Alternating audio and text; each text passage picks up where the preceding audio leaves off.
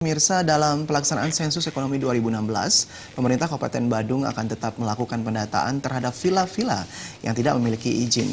Tujuan sensus ekonomi adalah agar pemerintah mengetahui tingkat kesejahteraan ekonomi masyarakat di Kabupaten Badung. Pemerintah Kabupaten Badung akan tetap melakukan sensus ekonomi terhadap villa berizin maupun tak berizin di kawasan Kuta Utara. Upaya ini dilakukan agar pemerintah mengetahui tingkat kesejahteraan ekonomi masyarakat dan kondisi pelaku usaha di suatu daerah. Kepala Dinas Badan Pusat Statistik BPS Kabupaten Badung, Dewa Made Swambara menegaskan, BPS akan terus mendata seluruh kegiatan ekonomi, baik yang memiliki badan hukum maupun tidak.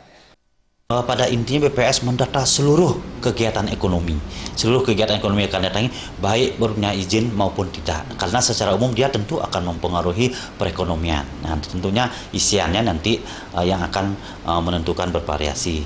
Nah, perlu kami garis bawah di sini bahwa BPS dalam merilis data itu adalah data makro, tidak boleh merilis data mikro karena dilindungi oleh Undang-Undang Nomor 16 Tahun 1997 tentang statistik.